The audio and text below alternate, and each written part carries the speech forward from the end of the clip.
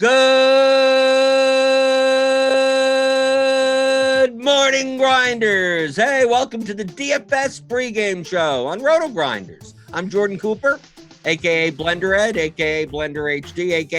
hopefully I'm above you in contests because we're probably playing against each other in a lot of this stuff, especially on Draftkings. That's why, even in the chat, I got the YouTube chat open, as always. This show, we're primarily discussing GPP strategy. This is what I do in the morning anyway.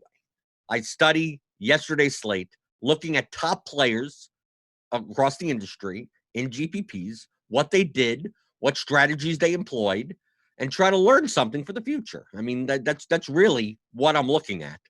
And I think it helps more understanding the concepts and then try to utilize them for tonight's slate. Or we're coming up to All-Star break, so there's nothing going on for about a week other than the All-Star game, the Rising Stars game or something. But all these concepts apply to all sports. So if you're playing GPPs in hockey or NASCAR or golf or baseball coming up, it's still useful. I think one of the most useful things you could do.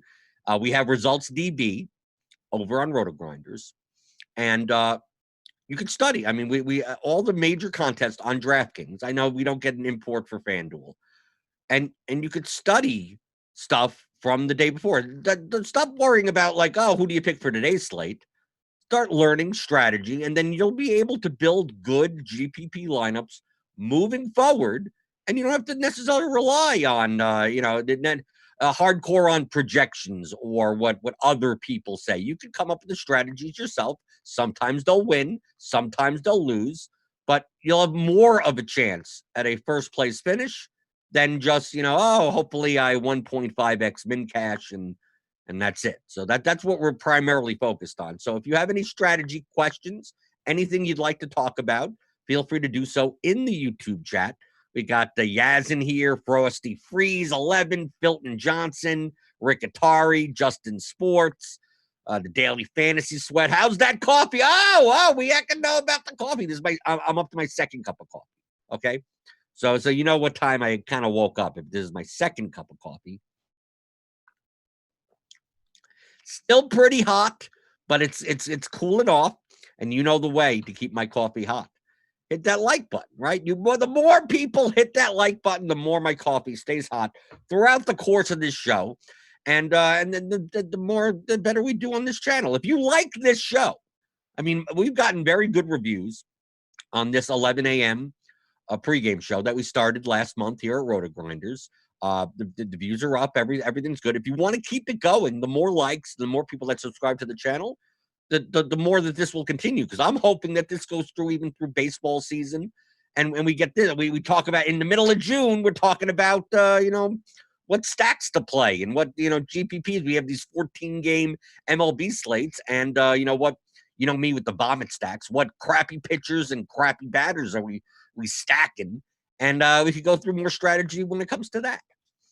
And Justin Sports asked about what's my thoughts on short slates. When we get to this 2-game slate, I know it's kind of felt like yesterday was the last real slate before the All-Star break, because we had 11 games, and now this 2-gamer is kind of kind of a degenerate type of thing. But we'll talk about it.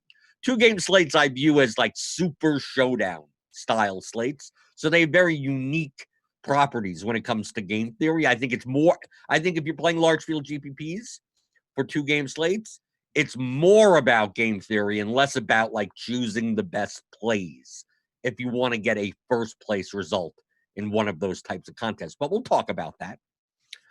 Daily Fantasy Sweat asks, I'd love the show, but why no replay on the podcast app or the RotoGrinders audio? It's not up to me. I don't know. You can always watch it on YouTube later. I mean, you could always, hey, if you have a YouTube Red or something, you could even play the background app audio or whatever. I don't know. It's not up to me. It's not up to, hey, maybe if you hit the like button more, maybe they'll do that. Maybe, I don't know. Maybe once we stop worrying about thumbs ups, maybe they'll do that. So I don't know. So hit that thumbs up button, I guess. Okay, so looking at yesterday. Yesterday was a big slate, 11 games, and we had a bunch of news. And we had one major late news issue that threw the whole slate into a bit of chaos that we didn't expect earlier in the day. So yesterday we knew that Giannis was out. Okay, easy. FanDuel, obviously, they didn't price these guys up, so that's a whole different story and whether or not you play them there. But Draftkings kind of handled the pricing well on those guys. We also had the news that Ayton was unlikely to play, so that bumped up like Jack Diallo and the Suns guys. We also had the status of Serge Ibaka. He ended up playing, so we didn't have to worry about RSJ and Ibaka became a play. But the main thing that happened, the two main things happened in the same game. Number one, the smaller one, was Rozier was ruled out. So that put Caleb Martin in the starting lineup for the Hornets and obviously gave more usage to guys like Devontae Graham or PJ Washington and the Hornets as a whole. We knew that it was possible. We didn't have like confirmation that we knew Bismack Biyombo was going to start, but we didn't know what the status of Cody Zeller was. I mean, beat reporters said that he was unlikely to play, but we weren't absolutely sure about that, on whether or not Biyombo would start and Zeller would still play anyway.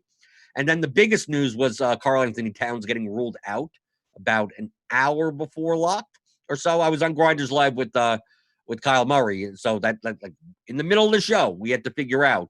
Now we have James Johnson and Naz Reid and Juancho Hernan-Gomez, and obviously Russell and Beasley gets more usage, and we had to deal with that situation. So that was like the context of yesterday's 11-game slate. And I'm going to show through here that I made one major mistake yesterday. And I'll show you when I start showing other people how they played. Major mistake. Remember, I judge my play based on, did I make a profitable decision based on the information that I had? Like, had I known X, would I have done Y? So a lot of times, it's a lot of it of how I play, game theory-wise, is based on how other people play, how the field is going to own certain players, what the lineup construction is going to look like. Because I'm playing large field GPPs, and I need maximum leverage, maximum correlation. I need to get – I'm aiming for first with all my lineups.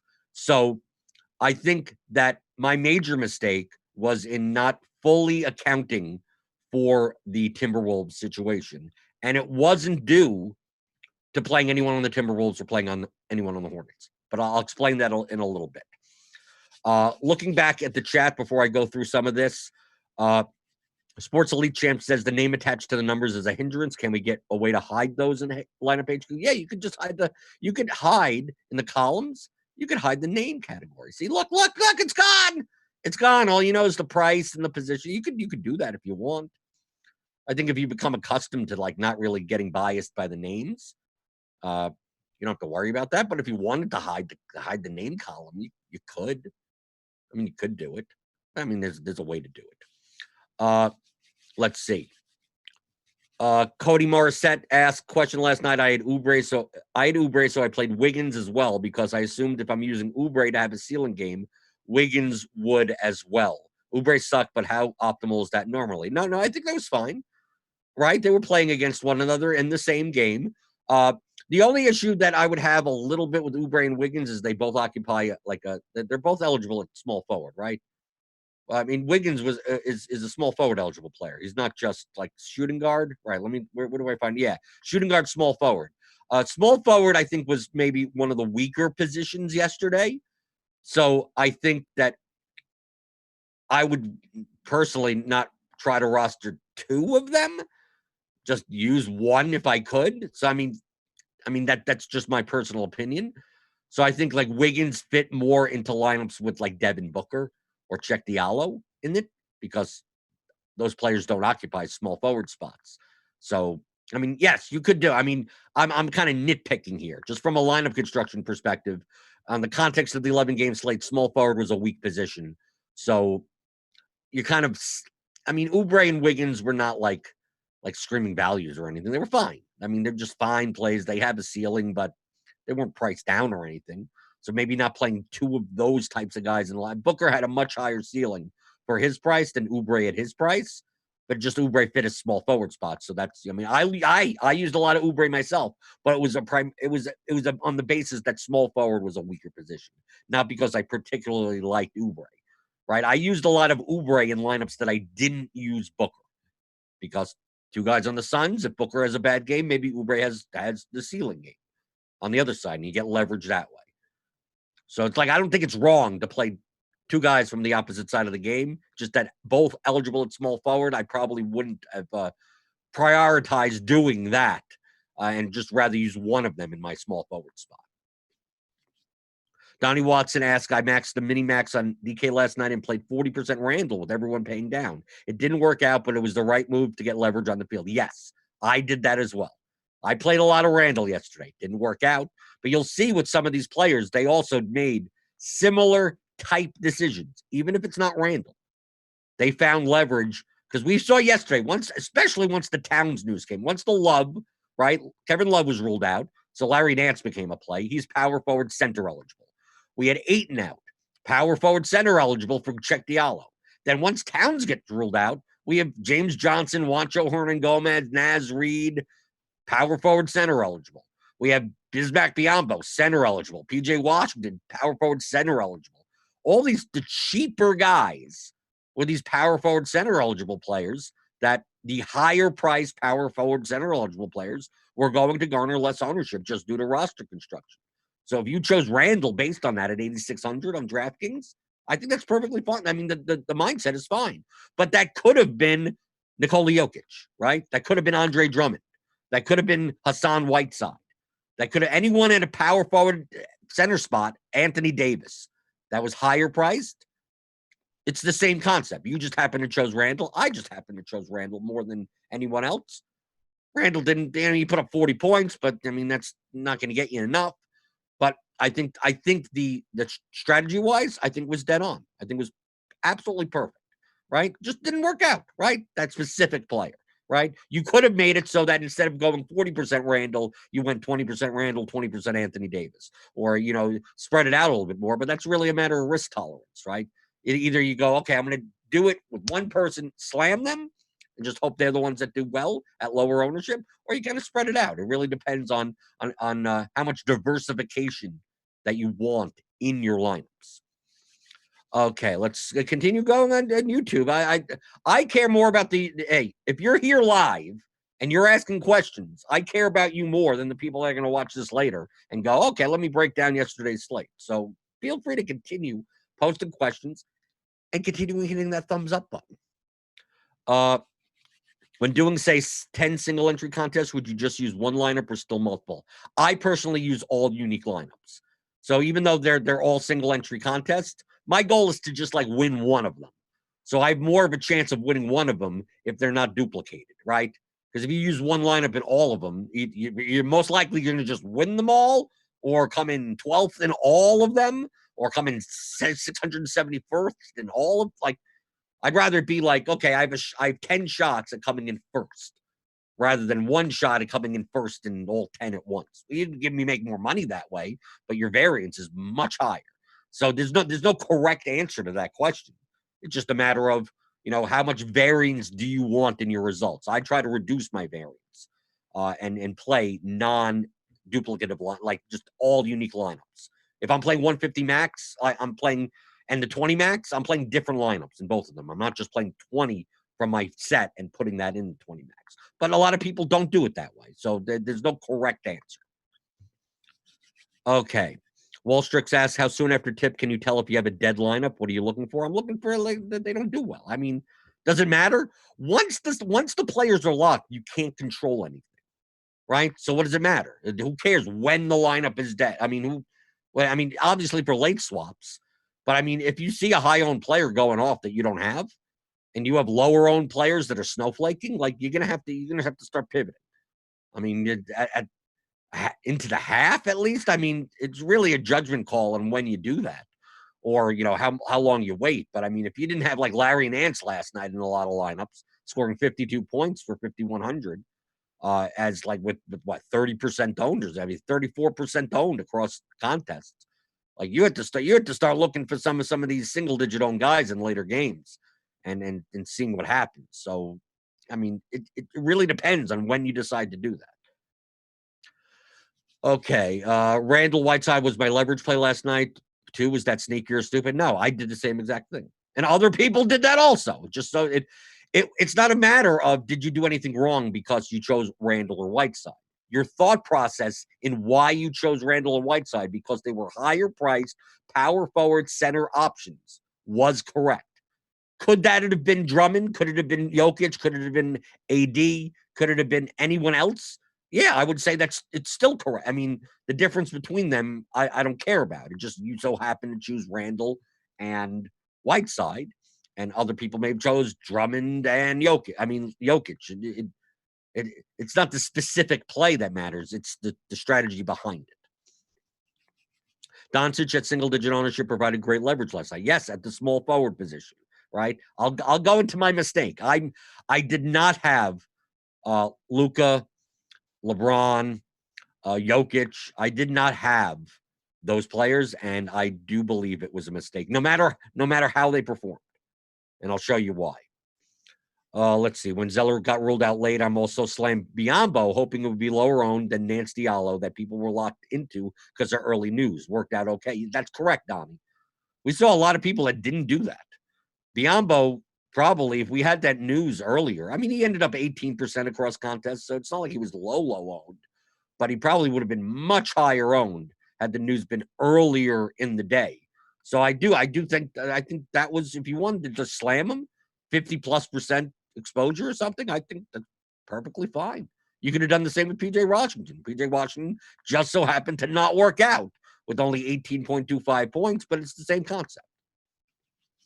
Okay, so let me take a look between the contests, and I'll take some more YouTube questions as they come in. I'll take a look back down. So thank you for the questions, and obviously the thumbs up. My coffee, it's getting there. I need more thumbs up. I need more thumbs up, people. More likes. The coffee is within 10 minutes. I'm not going to want to drink it anymore. Okay, so I pulled up the $1 million heartbreaker in DraftKings, which is the $1,500 tournament. The mini heartbreaker, which was the $15 large field, and the and one, the $1.20 max. And we can see here how different stakes players, because obviously the and one, the players that play in these other two contests can't be in. So this is only low stakes players that haven't reached 1 million lifetime entries. So you're not going to see the Papa Gates and the Awesimos and the Cows and Mock Lovins and all those type of people in that tournament. Okay, so like you said with Bismack Biyombo, like who slammed them? Like he didn't get like high ownership in the 1500 tournament, but you take a look, only 10% owned in the and one, right?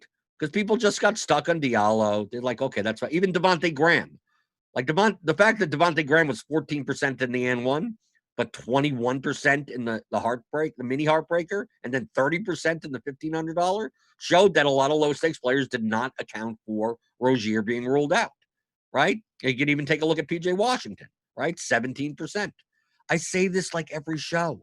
If you're playing low stakes contests, be more inclined to go overweight on late news, the effects of late news, as well as against recency bias. Okay, recency bias does not affect the higher stakes players as much because they're smart enough to realize that just because someone had a good game the last game doesn't mean anything. Okay, so in low stakes contests, which a lot of the people that are watching this, you're the freebie people, right? Maybe you don't have RotoGrinders Premium. You're not paying $40 a month, which I don't know why you're not. RotoGrinders.com/premium. I've been a subscriber. I was a subscriber. They didn't even know who I was. I was a subscriber for 3.5 years before now I do these shows on RotoGrinders. Now I do the shows. Okay. So it's like I'm eating my own dog food. I'd pay for the subscription even if I didn't work for RotoGrinders. But we see that all the time. Look at Serge Ibaka. Serge Ibaka, there was a question on whether or not he would play. Higher stakes, 16%. Lower stakes, 8%. People just didn't read 6 o'clock. He's playing and didn't account for it. Caleb Martin, 15% in higher stakes, 4% in lower stakes. Malik Monk, 7% in lower stakes. I mean, we could see. I mean, you could see clearly that lower stakes players are not taking advantage of late news, not taking advantage of late swap as much. Being more privy to recency bias, because I mean, I do this also. I go with the big question, who paid the rake today? Because a lot of people talk about the rake going up in DFS, right? Is the rake beatable? lower stakes contests, there's so much dead money or stupid money, personally, that I think that even if the rake is 16%, I think you may have more of an edge if you're a smart enough player in the lower stakes contest than even in the mid stakes contest with slightly lower rake, right? 12% rake in a contest with a lot more smarter people versus 16% rake in a contest with a lot more dumb people. It may actually be more of it. You may actually be paying less rake because a lot of the dumb people are paying it. Because I mean, look, we're going to go down, and I'll show you some examples of players that should not have been as highly owned as they were, and you'll know exactly why, because you'll compare it to the higher stakes and go, well, obviously this shouldn't have happened. So, like, I look for the green differences here, right? I'm looking for a big number on the low stakes side, but a very low number on the high stakes side. So we're taking a look at like guys like, let's see. Okay, because now we're getting down to like 1% owned people. Right, we go down here. Look, look at this. 11% of Rui Hachimura. Because he had a good game. They were on a back-to-back. He had a good game. Last game. Yeah, he was in the GPP winning lineup. 11%. That's all recency bias. He was 7% of the $15 one. He was 1% of the $1,500 one. I'm not saying that he should have been not owned, but not 11%. He should have been 3 or 4% owned. 11% owned, right? Take a look here. 5%. Ersan Ilyasova, 5%. I mean, they raised his price to 4,800. It's like, just because Giannis is out didn't make him like that dramatically good of a play. Kevin Huerter, people are still 4%. People are still playing him, not realizing that Trey Young is in, and it's okay, and Collins is in. He's not that great of a price. His price needs to go down 4%. That should have been 2%, right? Ilyasova should have lost 1%. Hachimura should have been half as like that 5%. So like 5% too owned on Hachimura, a couple of percent too owned on Ilyasova, the 1 or 2% more owned on Herter. We could still go down even further. See someone like Ish Smith, maybe he's 1% too owned. 4% on OG Anunoby, right? He had a 55-point game, right? He was barely owned in the high stakes. He got 10 points. He was 2% owned in the $15. He was 4%. Maybe he should have been only 2% owned. So that's an extra 2% that you're gaining there, right? You just look down here and you see like why are people owned? Like Carmelo Anthony, I guess. I mean, now I'm just scrolling down, but I mean, just adding up the players that I was talking about, like that, to me, that's paying a portion of the rake. Recency bias, and also the part of the rake where people aren't playing the good players enough, right? D'Angelo Russell was only 22% owned in the N1. He was way higher in the higher stakes. Even Larry Nance probably should have been smashed a little bit even more. Devontae Graham, Bismack Biyombo. The fact that Beasley at 15%, Beasley should have been 5% more owned. Biyombo should have been 10% more owned. Graham should have been easily 5% more owned in this contest. Washington should have been 3 or 4% more owned. So you take a look at all this. This all adds up. This skill level between the contests, it adds up. It helps you if you're going to be smart about it. Right? If you're just going to go along and go, oh, Rui Hachimura had a great game last game, I'm going to play him. Well, then you're going along with, he shouldn't be 11% owned. He should be 5% owned. Doesn't mean you don't play him in any lineups, but you probably shouldn't be playing 11% owned guy on an 11-game slate in a power forward center spot where there's already enough cheap value. Like, why are you playing him over any of the other guys? James Johnson, Hernan Gomez, and PJ Washington, Check Diallo. I mean, like you have way better options. If you're going to pivot there, you just pivot to a high end play. Don't go on the recency bias, bandwagon, right? Yeah, because this is what I would be studying. I'd go, wow, if I was able to play these low stakes contests, I'd be crushing it, right? But I can't. But you can. So that's why I'm trying to teach you. I can't play in the N1. I'd love to if I could, but I can't. Right? I gotta play in the higher stakes contest because I can't play in the $4.20 max is not like the highest, the lowest I can go. when they have because the prize pool is high enough that I could play it. We see that here. Take advantage of it. I'm telling you, take advantage of it. Okay, going back into the chat. Blender, can you touch briefly on plus or minus EV?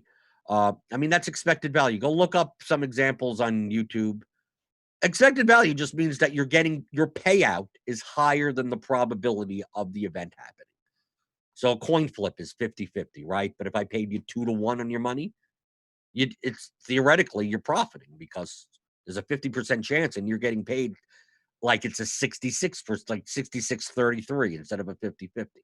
So no matter what happens, I mean, if you're able to bet over time at 2-1 on a coin flip, you're gonna have a lot of money at the end. That's positive expected value. If I didn't pay you even money on a coin flip, if I paid you bet $1 and I paid you 90 cents, that would be negative expected value. If I paid you $1, if we just had a coin flipping game and I just $1, and it was just 50-50, it would be 0 EV because over the course of time, it's going to be 50% chance and you get paid even money and you'll end up with the same amount of money you had in 1,000 flips, most likely, right?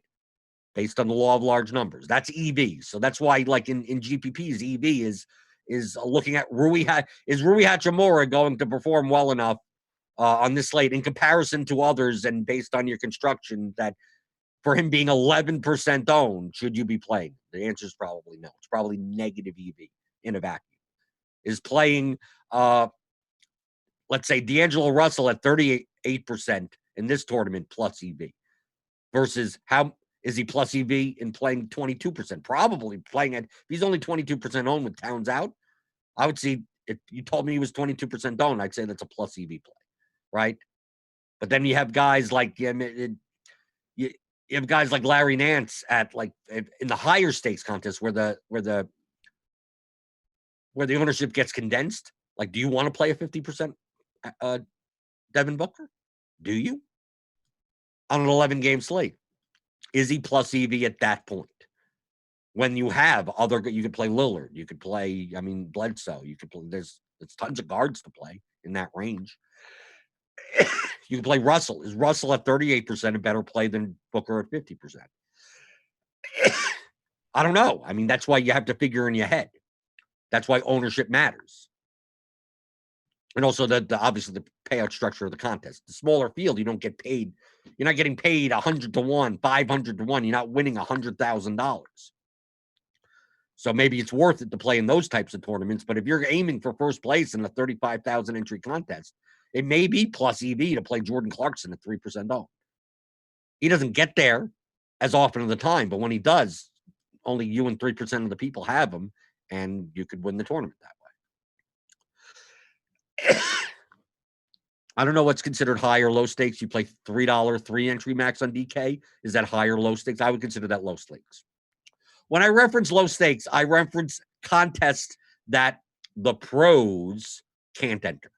Okay? So, like the $4.20 max, it is a lower stakes contest, but I could play in it, and the pros and all the high volume players could still play in it. So I don't necessarily consider it low stakes. Low stakes, I consider the mini max, the and1, the $3 3 max, the $2 whatever. I mean, anything that I can't even see in the lobby anymore. Okay? Because that means you have a couple of hundred of the best players in the lobby that can't play in that contest. So obviously, if you can, you don't have to worry about the best players. So your edge goes up. Okay, taking a look at some of the best players. Okay, I focus on strategy. It's not about the plays. It's not about the picks. It's about the lineups. You're playing large field GPPs. It's about building plus EV lineups that have first place win equity, not min cash equity. First place. Okay, you're not going to min cash enough that it's going to be profitable at a 1.5x payout. Aiming for first matters. Okay. So you need to find leverage. You can't just play the chalk, right? You can play the chalk in certain lineups, but altogether, you're rarely going to win you're going to be sharing with her. The score's going to be 440, and it's going to be the difference between one low-owned player that goes off. So playing in that style is like, if you're wondering why you played this long and not one come in the top 5 spot in a large field GPP, it's probably because you're doing that. You're trying to play the best plays and not playing the game of DFS. So we take a look at people that play the game well, which are top GPP players. So I brought up a couple just to highlight some of it. And you'll see that these are all good GPP players. These are great GPP players. Kobe for MVP is a great GPP player. Giant Squid, Super Me, Dark Manilook, Great Poupon, Rinpack, FJ Bourne. These are guys that have won multiple GPPs, right? Double digits over the years, right? They all do different things, right? You have FJ Bourne said, screw it. I ain't playing Nance, right? 2%. I'm going to go way under on Nance. I mean, it didn't work out for him, right? And then we have Super Me. I'm all in, right? 93%. Give it all to me. Great Poupon said, no, I'll be under, right? James Johnson, right? He was the highest owned player, 58% owned in the mini heartbreaker. FJ Bourne, I'm just practically putting him in all my lineups. Super Me, Great Poupon. No, I'm gonna hope he dies. I'm gonna hope James Johnson puts up an 18-point game, which is not gonna win you a GPP, even at his low price. They're all good players, so it's not a matter of you didn't pick James Johnson. It's like, no, trying to get leverage. So look at Super Me's leverage, like not playing Diallo, not playing any D'Angelo Russell in the guard spot, not playing any James Johnson. So since he wasn't playing Chalk Russell, Chalk Diallo, and Chalk Johnson, it didn't matter that he was playing Chalk Nance, right? He just wasn't playing them in the same lineups. So he just chose out of the chalkiest players to play a lot of Nance and a lot of Washington and a whole lot more Beasley than the field, right? Because if you're not going to play Russell, you're probably going to play more Beasley in the guard rotation for the Wolves. So that was his strategy on this slate. So that's why I look at these. I look at the red and the blue here in Results DB, which is free. You can go to RotoGrinders and see this for yourself in any contest and any of the major contests on DraftKings. And you can even find your lineups. You can look for anything. So I wanted to highlight my mistake. And it can be highlighted just by looking at the top players. And I don't consider, to me, it's not a mistake. It's a mistake of process, not a mistake of like the player I chose. Yesterday, I played way too much of Trey Young. Okay, way too much of him. I thought that was a mistake. And as shown even here, across these players, nearly all of them were under on Trey Young. Now, why do I consider playing Trey Young at 34% ownership to be a mistake? Because I did not take into account the Towns news. And you go, okay, that doesn't make any sense. People's heads are exploding now. Like Trey Young, that he plays for the Hawks. What does that have to do with the Wolves Hornets game? I'll tell you what it has to do. When Towns was in, power forward center was primarily going to be owned as like Nance and Diallo, right? That was like the 5K kind of value. You would have still gotten some James Johnson, some Juancho Hernan-Gomez, but not a lot of it, okay? People would have wanted to play Towns, right? You wouldn't have a lot of Russell or Beasley. You wouldn't, like the power forward center spots, and also with the Rozier news, PJ Washington, Biyombo, like we have all these power forward centers now. At 5:30, at 5 o'clock Eastern, it wasn't that way. But I got locked into the mindset of, like, I'm going to pay up at the spots that people aren't. And at that point in the day, we had guys like Oladipo a little higher in the point guard, shooting guard spot. And he was a low price. It was 4,800, right? We had guys like Booker, high price guard, but not absurdly high price guard, being chalk also, right? Bledsoe was going to get ownership at his price at 7,700 on DraftKings. Once the Towns news comes in, it opens up so much value at power forward center that if you're playing the value at power forward center, you have to spend the money somewhere, right? And where does that money go? It goes to point guard, right? It almost has to go to point guard. Goes to point guard or possibly goes to small forward. But I mean, we had high price point guard options to play. So when I envisioned playing Trey Young, I envisioned playing Trey Young at about 12% ownership, right? I thought based on Towns being in, Trey Young would be about 12% owned, and I'll just play 40% of it, right? At 12% owned. I'm like, seems good to me. Let's do it. Once the Town news hit, I just didn't refocus, and I left my Trey Young exposure the way it was going to be, not realizing that Trey Young is now that ownership is going to start skyrocketing because people can pay up now. And he probably, out of all the spots to pay up at point guard, it was going to be Trey Young. So I built a lot of Trey Young lineups that once I saw once the game locked, and I'm like, wow, he was like 35% owned, and I had like 42% of him.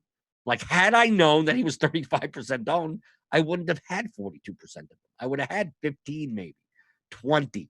I still would have had him, but I would have then mixed in more different high-priced point guards or high-priced small forwards. Since I thought I was getting leverage with Trey Young, I didn't see the need to pay up at small forward. Who do you pay up at small forward with? Luka Doncic, LeBron, Wiggins. I mean, I still used a lot of Oubre. So the fact that I hope you understand this from a strategic standpoint of when something happens in one game that makes ownership go like this, it will affect the ownership of all the other games also. So don't just take into account, well, Towns is out, so got to play James Johnson, got to play Malik Beasley, got to play this, and then like, okay, who's the best? Like, you're starting to go right into the chalk construction without realizing. Going, well, then I guess I play Trey Young. Well, that's what a lot of people are doing. And if you're going to try to win one of these big field GPPs, you gotta zig when they zag, right? You got to zag when they zig. So we see that's why a lot of the better GPP players, they still had Trey Young, but they went under. So if you take a look at the blue spots here on where did they find leverage? So FJ Bourne played a lot of Naz Reid, which I mean, I guess was a leverage spot, right? I mean, he played James Johnson and Naz Reid just like all the time. But we go down, like, look, Jokic, there you go. Oh, 4% owned. Right? It makes sense. People are paying down at power forward center. I'm going to pay up. 56% Jokic. We take a look at Kobe for MVP. Went way under in Young. Went way under in Bledsoe. Played a ton of Serge Ibaka because like that, he was a great player earlier in the day, and now $6,300 center, there were better options, right? So his ownership would go down. So he played a ton of Ibaka, right? He played a whole bunch of Luka Doncic. Played a bunch of Rubio as like direct leverage over Booker. Played 18% Jokic, right? Got some of those leverage spots in that wasn't in the point guard spot with Trey Young. We take a look at Giant Squid. He went very heavy on the Bismack Biyombo news. So he was paying down at center a lot. But he also had a ton of Caleb Martin. Small forward. The weak small forward position, like I'm going to fill more with Caleb Martin and hope 4,100 Caleb Martin does something. Played Donovan Mitchell. Like, take a look at that. Like, who's playing Donovan Mitchell yesterday at 5% owned? Instead of playing a Trey Young, instead of playing Devin Booker chalk, instead of playing D'Angelo Russell chalk in all lineups, mix in some Donovan Mitchell, some Nikola Jokic, some Nikola Vucevic. Like, no one was playing him. 70% of him. Malcolm Brogdon. Oh, look at that. 2% owned Malcolm Brogdon. Instead of playing Booker, instead of paying up for Young, and play some of these guys, right? Christian Wood even. No one was playing him.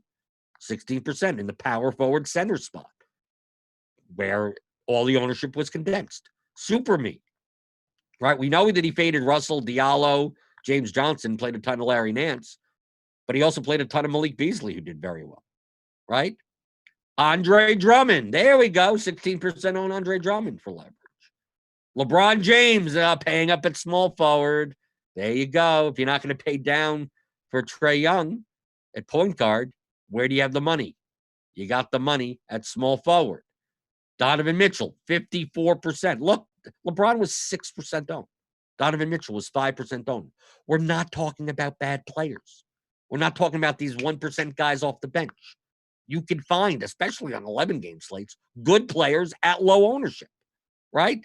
He played a little bit of Lowry. Lowry had a 50-point game. He was 4% owned, right? You don't have to go and try to pick off these like, who's going to get Justin Holiday off the bench or some guy that's going to get 18 minutes. You could find good players at low ownership. Dark Manilow here. Barely had nothing on Russell practically, right? Where did he get leverage? He just went, I just screw it. If Bledsoe ownership is going down and Giannis is out, I'm just going to take it. Okay, give me all the Bledsoe, right? Give me, 50% Drummond off the Nance chalk. Kevin Porter. Oh, there you go. Right? He was barely owned, right? 10% across the board here. He played some Rui Hachimura. I don't know about that, but Karis LeVert, Hassan Whiteside. I mean, look at Hassan Whiteside was 7% owned. Didn't have a good game. Donovan Mitchell a little. Jamal Murray, there's one. Jamal Murray put up a 52-point game. I had some Jamal Murray, but for the same reason of like, how do I get off of, point guard type of chalky, Russell, Booker, those types of plays, Oladipo, whatever, in that type of range. So where can I go? Bradley Beal, 12%. I played plenty of Bradley Beal. Didn't work out, but the strategy made sense. Grey Poupon, what did he do? Okay, under on James Johnson, under on Trey Young, over on Check Diallo, right? Because his ownership was going to come down with the Wolves value coming out. He wasn't going to be unowned, but I mean, he was going to be lower owned than he would have been earlier. 56% Drummond, right? Oladipo, he just said, screw it, I'll just play 90% of it. Okay. But look here, Luka, 33% owned, right? You just went way heavy on a small forward spot. Ricky Rubio off the Booker chalk, right? Anthony Davis, there we go, high price power forward center option, right? Even though I chose Randall, right? I chose Randall Beal, didn't work out. Some people chose LeBron, AD, Jokic, Murray. That overtime game, that works out. They're finding leverage in spots, right? It's the same questions that we talk about every day. What positions, what constructions, right? You could still play chalky players, but you need to find leverage. You find major leverage in one or two spots, then all you have to do is just play the best plays around them. Typically, especially in a sport like NBA with lower variance. Rinpack. Let's take a look at Rinpack. Mizbak Biyombo. He just said, okay, I'm going to slam that. Play a lot of De'Aaron Fox, who's playing him yesterday, right? Andrew Wiggins in the small forward spot, right? Anthony Davis a little. Yeah, 18%. Anthony Davis, right? Power forward, center, high-priced options. We see people using that as leverage across the board, or they're using high-priced small forwards at a weak position, or they're using guards that aren't Russell, Booker, Graham, Trey Young. But they're still playing some of these guys. Like, it's not a matter of, like, doing all of that in one lineup. But in some lineups, I'm going to be like, I'm paying up at power forward, and I'm going to fade this guy. And then this lineup is like, okay, I'm going to pay down at power forward, but I'm going to play a different guy at point guard. Not Trey Young, not Devin Booker, something like that. That's how you should be thinking. Not who's a better play. Because if you're thinking in terms of who's a better play, you're basically building a cash lineup, and you're not going to have enough leverage to win one of these large field tournaments. So looking back at chat, okay. Donnie Watson says, because he was projected for 11%, that's why he played a ton. News obviously changed his ownership and just never considered how much his ownership would go up that much. Right. That's exactly what I'm saying. I made that mistake also. It didn't matter if Trey Young put up 7 million points yesterday. I still consider it a mistake. Okay. It's something that I look at the game locks and I go, wow, had I known that Trey Young was going to be 35% owned, I wouldn't have been playing 42% of it. Didn't matter what happens, right? And then I realized why he was that owned.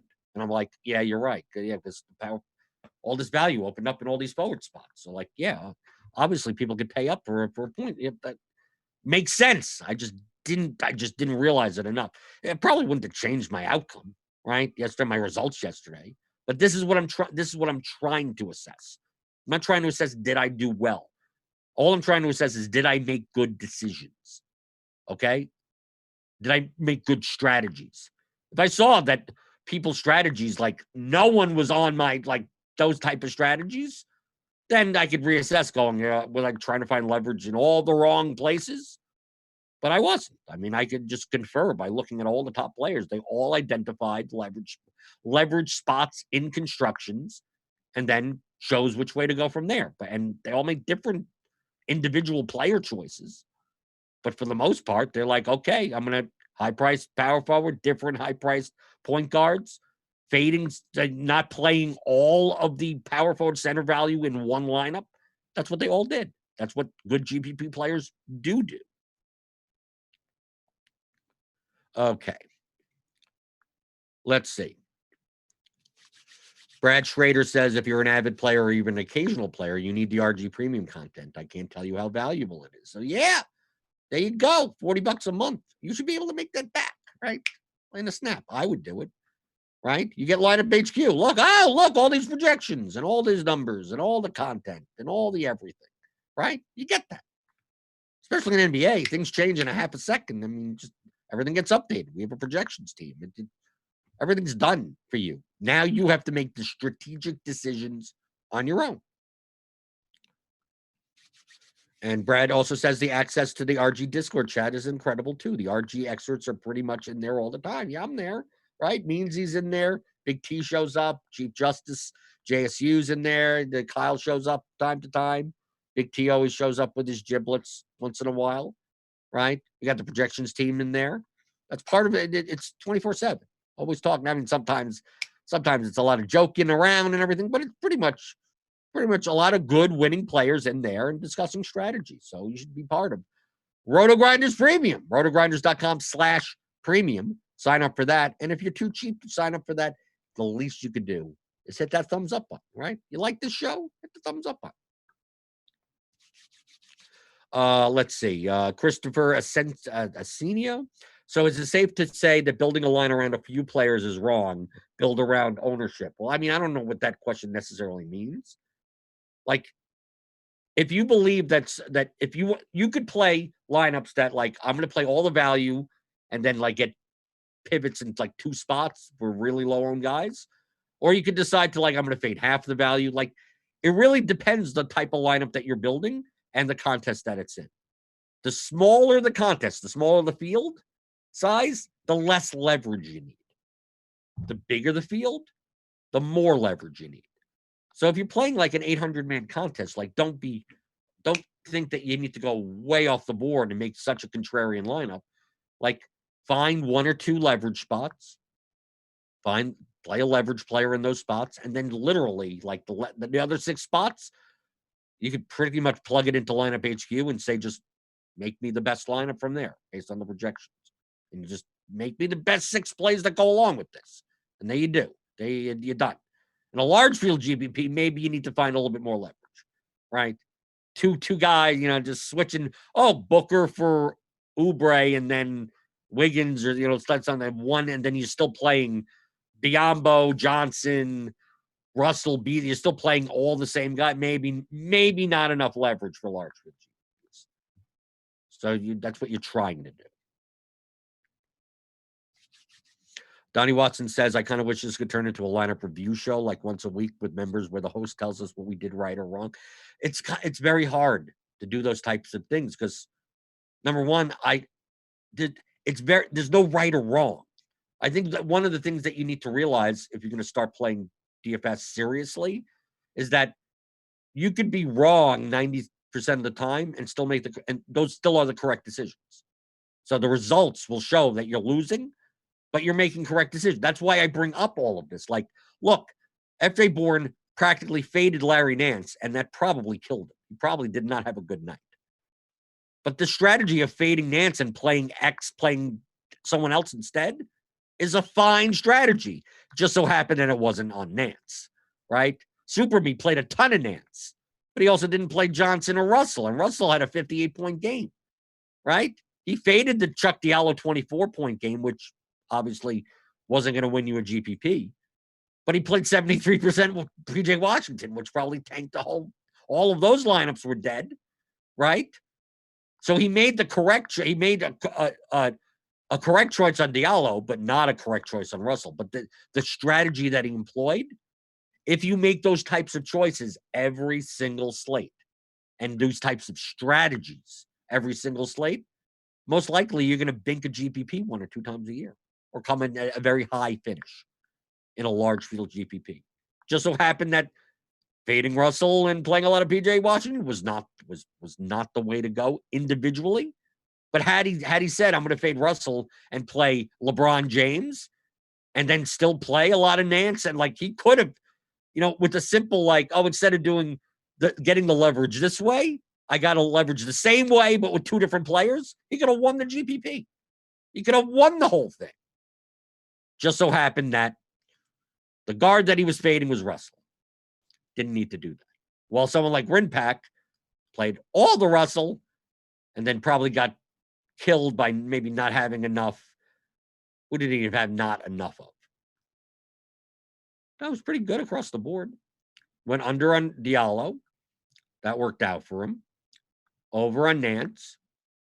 Booker was a non-factor. James Johnson was okay. Yeah, but I think Rinpack came in 5th in this contest. So he got there. So he played Andrew Wiggins at 24%. Small forward leverage. But De'Aaron Fox didn't get there. That killed 22% of his lineups. Right? Rinpack got there. His leverage choices, his leverage strategy was the same as all the other players that I'm listing here. It just so happened that he chose the right player on the leverage strategy. But all you have to do is think about the leverage strategy. You'll eventually get the right players. But if you're not getting leverage, if you're not thinking of these strategies, you're putting yourself in such a bad position to win. You're putting yourself in a fine position to min cash, but 1.5x, you're just not going to min cash enough. Try to win. D. Basil says, been watching since the show started. Today, the message hit me. You described my fishy strategy to the T. Love this show. Okay, thank you. Thank you. Okay, we have news that Jaylen Brown went through shoot around to be a game time decision Thursday. Woods Boyle asks, is there a rule of thumb you shoot for with the cumulative ownership in the lineup? It really depends on slate to slate. So, like, for instance, on today's slate, we'll briefly go over. It's a 2-game slate. I'm going to tell you the strategy on how to play a 2-game slate, which that's why I'm not going to go over what players to play. You'll understand why. So I built 300 lineups. So this is what I would do, Woods Boyle. So I built 300 lineups. We have initial projected ownership. Is it going to be accurate at what? Nearly noon? Probably not. So I'm building 300 lineups just to see, based on our projections, who shows up more, who's probably going to be chalky, what the chalky constructions are going to be. So what I'll do is when ownership gets updated, I'll go and look, and I'll see, total fantasy points, what the optimal lineups. I'll see what the cumulative ownership is. So this is 357, 362. So let's say I sort. You could do this in Lineup HQ with premium. Sort by projected ownership high to low. Okay? So I'm going to click that there. So highest is 363. After 300 lineups, scroll all the way down. I obviously could have sorted all the way down to 287. Okay? Which still has guys that aren't even 1%, that aren't even single-digit owners. 287. So let's say, I'm going to scroll back up. Let's say, I know that if I have lineups with this much ownership, that it's going to be duplicated in a 2-game slate, especially. They're going to be duplicated. It's not going to be enough leverage at all. So, but I still may want to have some that are over 320, maybe.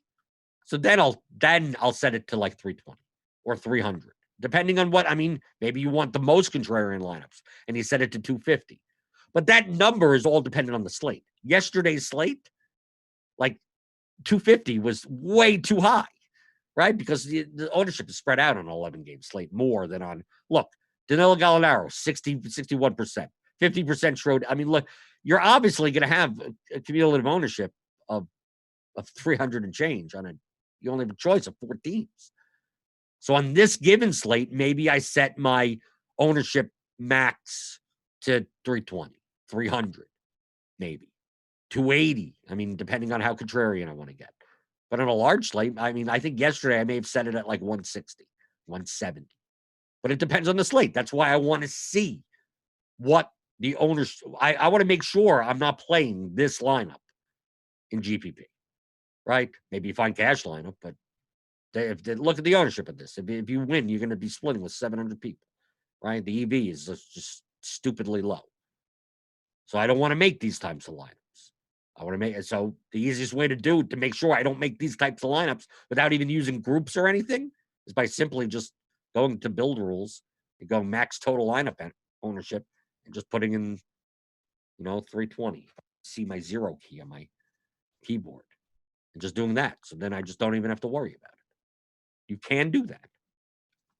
In your optimizer of choice or in lineup HQ. So on a 2-game slate, this is Super Showdown, okay? You know how you play Showdown contest? You don't care about the players, right? I know it sounds like heresy. You care about not having unique lineups, okay? All the Thunder are underpriced on DraftKings, so like they're going to be chalk. Many lineups are going to play multiple guys together. I think the way to get different on the slate is to group out a bunch of Thunder players, be under on them, and then be more inclined to play like 1 or 2 Boston guys. I think, because the chalk game is going to be the Thunder Pelicans, because we have Ingram is now a game time decision. I'm more inclined to play Ingram. I want Ingram to be in. Okay? Because I think that muddies up some of the Pelican situation, that it makes the ownership on those guys go down. Right? Because if Ingram's out, that means Holiday's ownership goes up. That means Zion's ownership goes up. That means Favors' ownership goes up. That means Hart's ownership goes up, or even Redick. Ingram's in, ownership goes down. The Thunder ownership ain't going to change. So I think I'm more inclined to want Ingram to be in and then play Ingram than want the opposite, just because I want the ownership discount. And then I think I'm more inclined to play Clippers and Celtics, because that's going to be the less. George is going to be popular. Kawhi is going to be popular. Okay, we get that, right? We get that that's going to happen. We get that. Like the Boston guys are going to go under owned, but they're all priced efficiently. But one of them could have a good. I mean, like playing 1 or 2 in every lineup rather than the OKC chalk seems more unique. Not playing Paul, Schroeder, Gilgeous-Alexander, Gallinari, playing like one of them with like Adams or Noel. So you only have 2 Thunder would be more unique. On their prices, it makes more sense to play 3 of them from a value perspective. But once you start playing 3 Thunder players, you now have very similar lineups to other people. And if you're playing large field, I'm talking about the $15 for 34,000 entry contest. I want to win first place. So I want to build lineups with first place win equity. Maybe it's duplicated 2 or 3 times. Okay, I'll take $40,000. But if it's going to be duplicated more than 10 times, I don't want to play that lineup. In that contest, I'll play that lineup in a contest that only has 1,000 entries in it, because then most likely it doesn't get duplicated. That's why building the lineups for the contest you're in is very, very important, and especially on these 2-game short slates. So yeah, I could see obviously people are going to. You could also do the anti-correlative thing. Most likely people are going to group out Harrell and Zubac from the same lineup, right? Most people are going to group out Tice and Cantor from the same lineup, right? Adams and Noel from the same lineup, right? We're going to see that. Anyone on the Pelicans? Favors and whoever. And Hayes, I guess, from the same lineup. Well, who says that? Maybe they both do well. They both have a ceiling, right? Most likely they take each other's minutes. But who says that? Who says that Tice can't get a 30-point score and Cantor get a 30-point score when he comes in? Less people will do it. It doesn't make sense correlatively to do it. But it's not an 11-game slate. We have to worry as much about, like, you're sacrificing correlation for uniqueness. You have to weigh that. If you have a lineup that already has uniqueness, don't do it in those lineups, right? If you already have a unique, very unique lineup and you're stuck at like, I need to fill 2 center spots with those prices, maybe you don't play Cantor and Tice together. Maybe you play Zubac and Cantor. At least it's 2 different teams and not guys that share each other's minutes. But if your lineup is like, I played kind of a chalky lineup, maybe then you do play a negatively correlated combination because less people will do that. This is like a super showdown type of format. When we come down to 2-game slates and showdown slates, a lot of it is game theory in large field GPPs.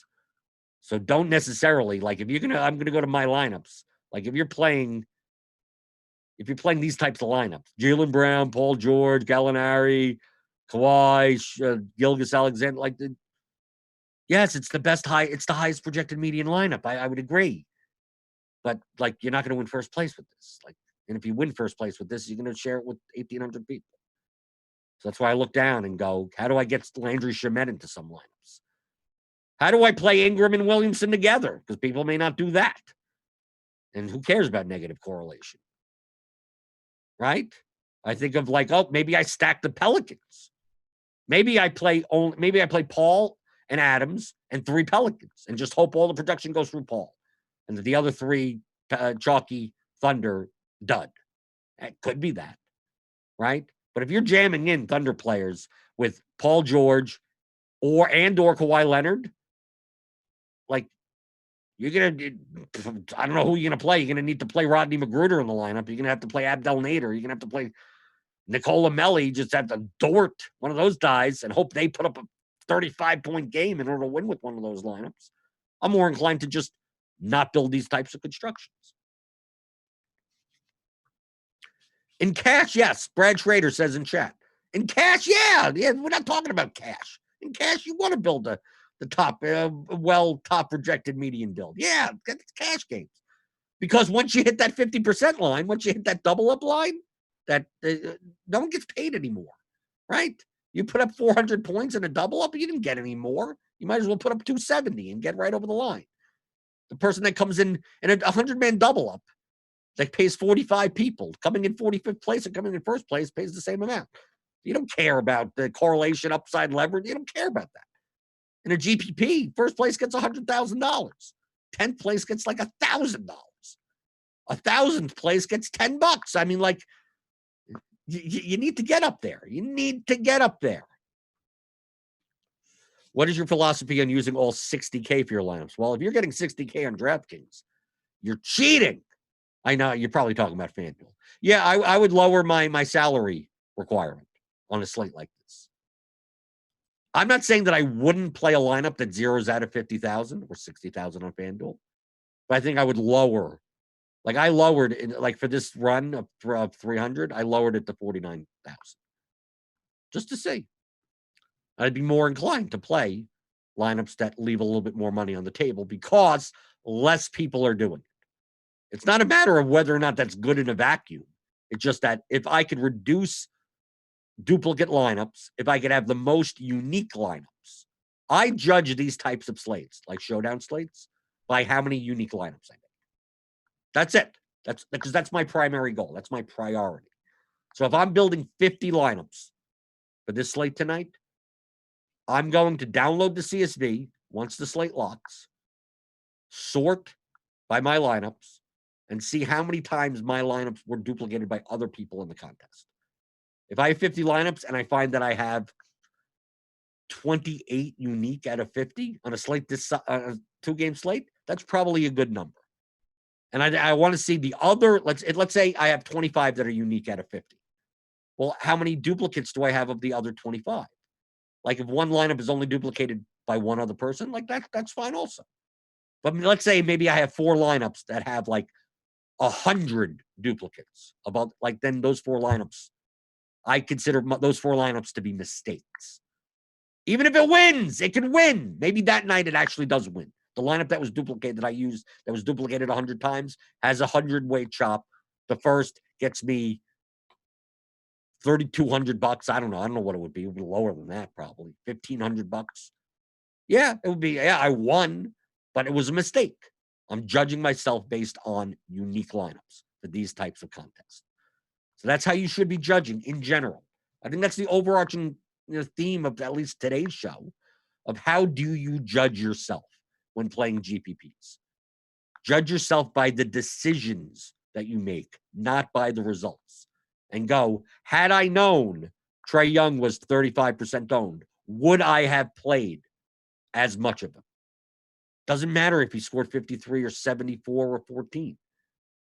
I look at this and go, no, I shouldn't have. That was a mistake, regardless of the results. Same thing with tonight's slate. I'm looking to play a large field GPP, get the highest expected value, win equity for first place, taking it down by myself, or at least with as little duplication, with 3 other people or something. If that's my priority, how did I accomplish that priority? If I play 50 lineups and I find that half of my lineups were duplicated 80 plus times, that means I screwed up. Doesn't matter what happens in the slate. That means I made a mistake. If I did that over and over and over again, I would lose money in the long term. Even if I won that slate, I would lose money in the long term playing that way. So that's how you should be judging yourself.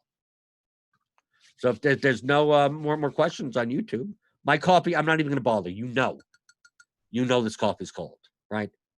I don't even want to take a sip because it's going to be horrible. Like, iced coffee is fine, but this isn't iced coffee. This is like lukewarm, room temperature, cold-ish coffee. Like, that's bad. So it either has to be hot or it has to be really cold. So maybe I could put an ice cube in it, and then I'm just going to fill it up with more hot coffee. And I believe my coffee pot may still be on. Because remember, it has a 2-hour limit on the heat plate or whatever it is. So in order to keep my coffee pot on, you got to hit the like and subscribe button. Okay, so hit that. Hit the like and subscribe. And now we have a week off. Yes, C.H. Mulbeck, right? We got a week off, right? We got nothing. Go take a break. Or just be a degenerate and play hockey or NASCAR or whatever else is. I'm going to be busy. I'm going to be writing more, right? I'm in the middle of writing a book. So it's a good time to take off and write a bunch of stuff. So that's what I'll be doing. And we have Grinders Live today and Crunch Time coming up later today, 5:20 on the YouTube, as always. And then Crunch Time. No Grinders Live. There is no Grinders Live. Oh, Devin tells me that. Why isn't there a Grinders Live for this? For a 2-game slate? Because it's a 2-game slate and who cares, right? Is that the right reason? Okay. Okay. Devin tells me that. Okay. Makes sense. What can you really say in an hour-long show of 2 games? Right. So there's Crunch Time. So hey, Crunch Time is a premium show. You got to sign up for RotoGrinders Premium. RotoGrinders.com/premium. And even though we're off for the next week or so, I'm still in the RotoGrinders Discord.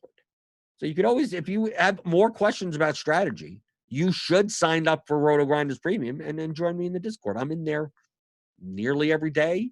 It's on my screen on my computer as I work here. So just sign up, join the Discord, @reply, mention me, and I'll, I have no problem teaching and talking about anything. I think that's have a good All-Star break, I guess. You could degen the All-Star game slate, right? You could do that. If you want Rising Stars, they're probably having a showdown for that, right? Draftkings, they put up contests for anything. So have fun degenning or not degenning during the All-Star break. And I'll be back. I believe I'm doing the first early show, back next Thursday. So same time next week. I'll see you on the DFS pregame show on RotoGrinders.com.